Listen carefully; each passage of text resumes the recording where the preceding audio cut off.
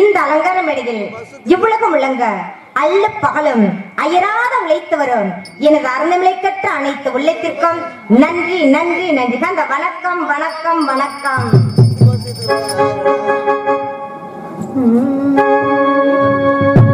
நானும் பிறந்தது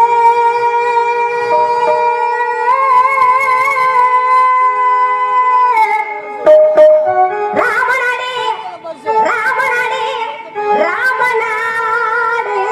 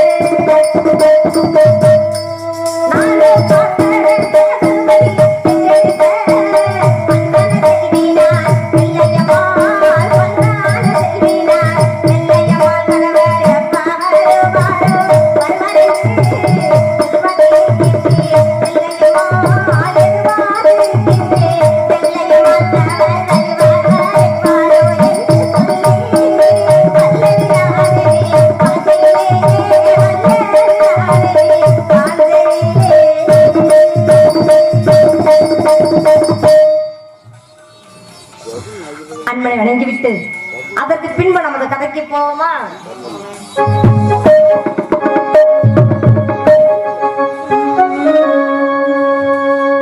வரமளித்து உலகமெல்லாம் வாழ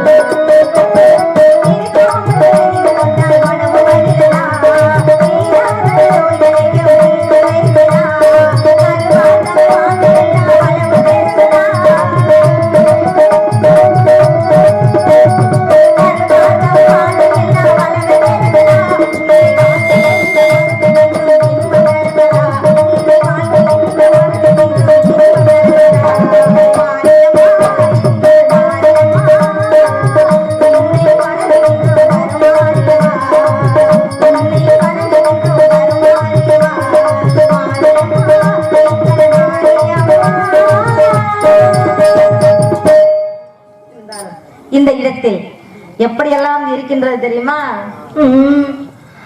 ஆலயமாகும் மங்கை மனது அன்றாட கொண்டாடும் காலை பொழுது காலை பொழுது காலை பொழுது ஆலயமாகும் மங்கை மனது அன்றாட கொண்டாடும் காலை பொழுது காலை பொழுது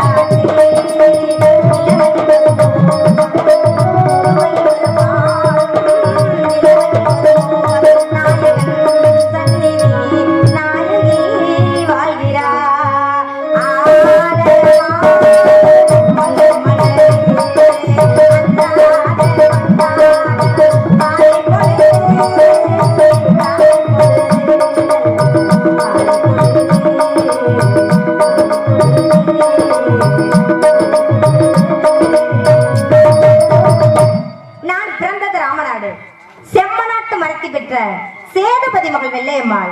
நான் ஒரு நாள் அந்த மேல் மாடியில் சிக்குநிறுத்திக் கொண்டிருந்தேன்.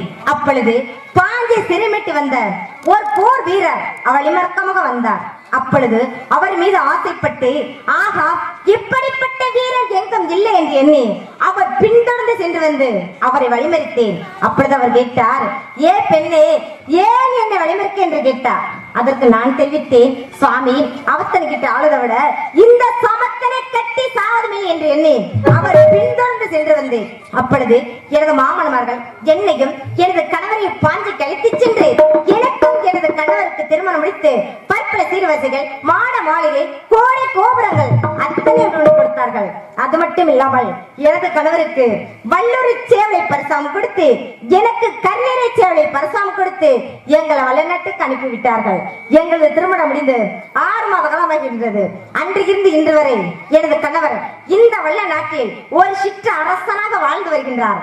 வாரதோறும் வெள்ளிக்கிழமை ஆனால் முண்டிப்பட்டி மொத்த பணக்கிருடன் சேவல் பொறுக்க செய்வது வழக்கம். சேவல் கொட்டாரம் சென்று சேவலுக்கெல்லாம் இரவித்துக் கொண்டிருந்தேன். எனது கணவர் அழைத்து செய்தி கேட்டு ஓடோடி வந்திருக்கின்றேன்.